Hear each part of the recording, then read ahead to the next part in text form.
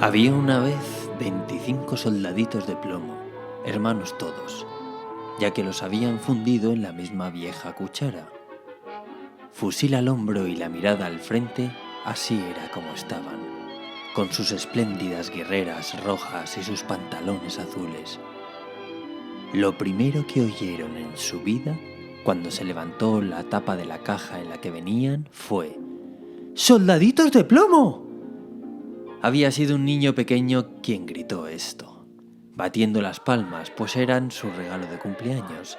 Enseguida los puso en fila sobre la mesa. Cada soldadito era la viva imagen de los otros, con excepción de uno, que mostraba una pequeña diferencia. Tenía una sola pierna, pues al fundirlos había sido el último y el plomo no alcanzó para terminarlo. Así y todo, allí estaba él, tan firme sobre su única pierna como los otros sobre las dos. Y es de este soldadito de quien vamos a contar la historia. En la mesa donde el niño los acababa de alinear había otros muchos juguetes, pero el que más interés despertaba era un espléndido castillo de papel. Por sus diminutas ventanas podían verse los salones que tenía en su interior. Al frente habían unos arbolitos que rodeaban un pequeño espejo. Este espejo hacía las veces de lago, en el que se reflejaban nadando unos blancos cisnes de cera. El conjunto resultaba muy hermoso, pero lo más bonito de todo era una damisela que estaba de pie a la puerta del castillo. Ella también estaba hecha de papel, vestida con un vestido de clara y vaporosa muselina, con una estrecha cinta azul anudada sobre el hombro a manera de banda, en la que lucía una brillante lentejuela tan grande como su cara.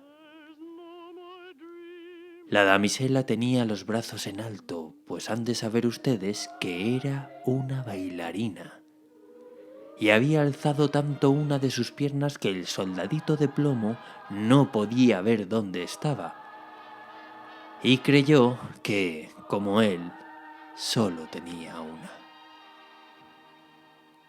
«Esta es la mujer que me conviene para esposa», se dijo. «Pero qué fina es, si hasta vive en un castillo. Yo, en cambio, solo tengo una caja de cartón en la que ya habitamos 25. No es lugar propio para ella. De todos modos, pase lo que pase, trataré de conocerla». Y se acostó cuán largo era detrás de una caja de tabaco que estaba sobre la mesa.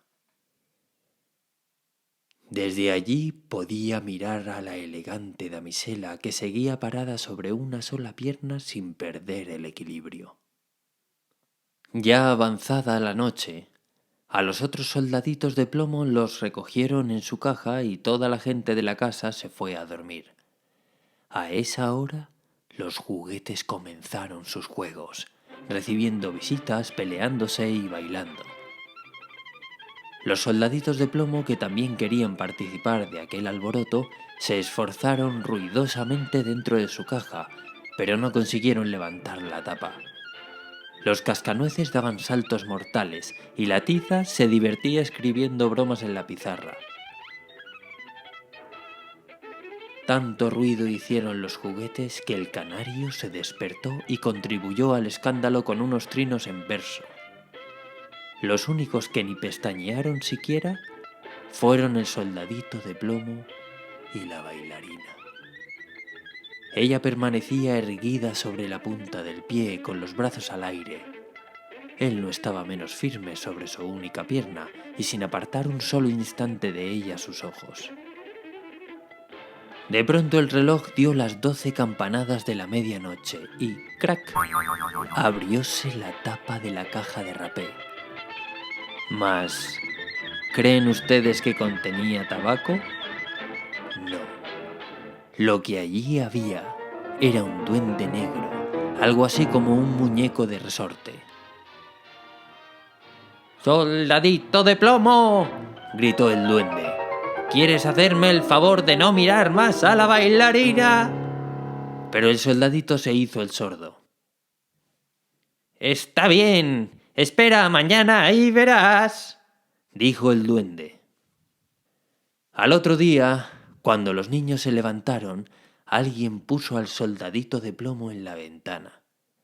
Y ya fuese obra del duende o de la corriente de aire, la ventana se abrió de repente y el soldadito se precipitó de cabeza desde el tercer piso. Fue una caída terrible. Quedó con su única pierna en alto descansando sobre el casco y con la bayoneta clavada entre dos adoquines de la calle. La sirvienta y el niño bajaron apresuradamente a buscarlo. Pero aun cuando faltó poco para que lo aplastasen, no pudieron encontrarlo. Si el soldadito hubiera gritado «¡Aquí estoy!», lo habrían visto. Pero él creyó que no estaba bien dar gritos, porque vestía de uniforme militar. Luego empezó a llover cada vez más y más fuerte, hasta que la lluvia se convirtió en un aguacero torrencial. Cuando escampó, pasaron dos muchachos por la calle. ¡Qué suerte!, exclamó uno. ¡Aquí hay un soldadito de plomo! ¡Vamos a hacerlo navegar! Y construyendo un barco con un periódico, colocaron al soldadito en el centro y allá se fue por el agua de la cuneta abajo mientras los dos muchachos corrían a su lado dando palmas. ¡Santo cielo! ¡Cómo se arremolinaban las olas en la cuneta y qué corriente tan fuerte había! Bueno, después de todo, ya le había caído un buen remojón. El barquito de papel saltaba arriba y abajo y a veces giraba con tanta rapidez que el soldadito sentía vértigos. Pero continuaba firme y sin mover un músculo, mirando hacia adelante, siempre con el fusil al hombro. De buenas a primeras el barquichuelo se adentró por una ancha alcantarilla, tan oscura como su propia caja de cartón. Me gustaría saber a dónde iré a parar, pensó. Apostaría a que el duende tiene la culpa. Si al menos la pequeña bailarina estuviera aquí en el bote conmigo, no me importaría que esto fuese 2 veces más oscuro. Precisamente en ese momento apareció una enorme rata que vivía en el túnel de la alcantarilla. ¿Dónde está tu pasaporte?, preguntó la rata. A ver, enséñame tu pasaporte. Pero el soldadito de plomo no respondió una palabra, sino que apretó su fusil con más fuerza que nunca. El barco se precipitó adelante perseguido de cerca por la rata. ¡Ah! Había que ver cómo rechinaba los dientes y cómo les gritaba a las estaquitas y pajas que pasaban por allí. ¡Deténganlo, deténganlo! ¡No ha pagado el peaje! ¡No ha enseñado el pasaporte! La corriente se hacía más y más fuerte y el soldadito de plomo podía ya percibir la luz del día allá, en el sitio donde acababa el túnel. Pero a la vez escuchó un sonido aterrador capaz de desanimar al más valiente de los hombres. Imagínense ustedes, justamente donde terminaba la alcantarilla, el agua se precipitaba en un inmenso canal. Aquello era tan peligroso para el soldadito de plomo como para nosotros el arriesgarnos en un bote por una gigantesca catarata.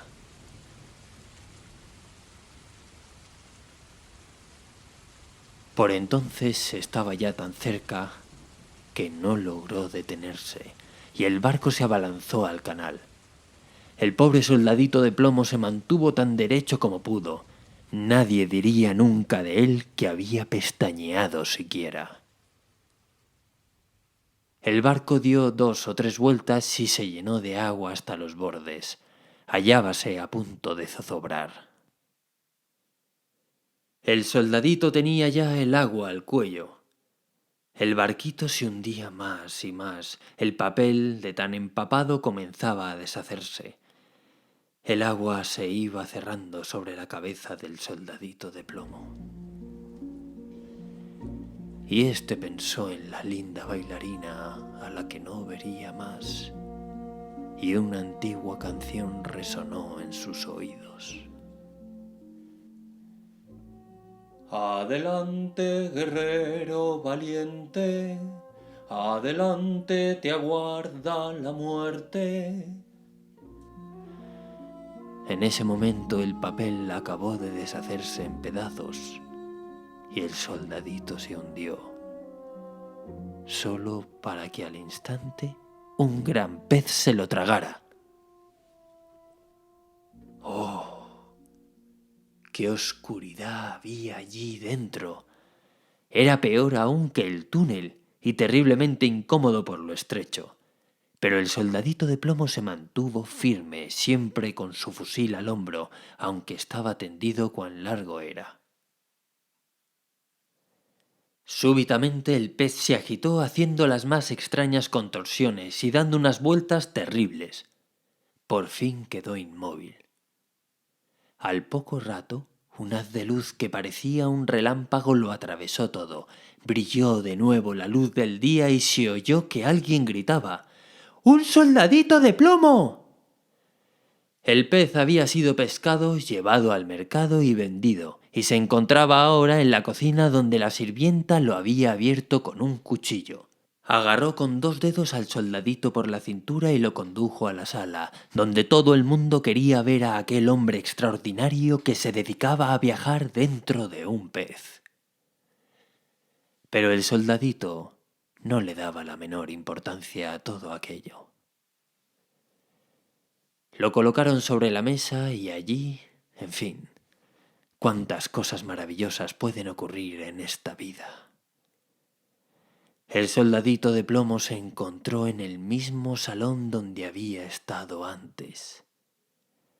Allí estaban todos, los mismos niños, los mismos juguetes sobre la mesa y el mismo hermoso castillo, con la linda y pequeña bailarina que permanecía aún sobre una sola pierna y mantenía la otra extendida muy alto en los aires, pues ella había sido tan firme como él. Esto conmovió tanto al soldadito que estuvo a punto de llorar lágrimas de plomo. Pero no lo hizo porque no habría estado bien que un soldado llorase. La contempló y ella le devolvió la mirada, pero ninguno dijo una palabra. De pronto, uno de los niños agarró al soldadito de plomo y lo arrojó de cabeza a la chimenea. No tuvo motivo alguno para hacerlo. Era, por supuesto, aquel muñeco de resorte el que lo había movido a ello. El soldadito se halló en medio de intensos resplandores.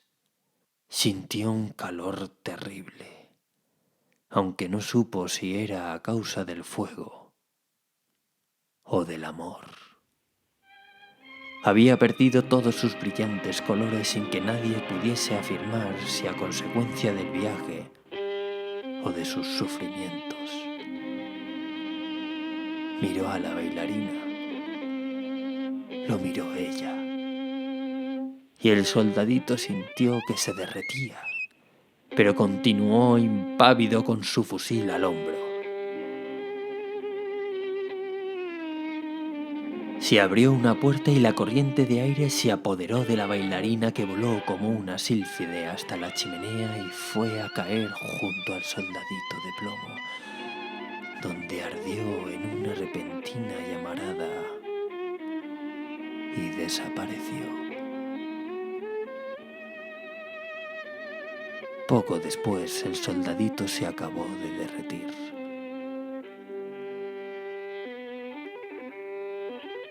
Cuando a la mañana siguiente la sirvienta removió las cenizas, lo encontró en forma de un pequeño corazón de plomo. pero de la bailarina no había quedado sino su lentejuela, y ésta era ahora negra como el carbón.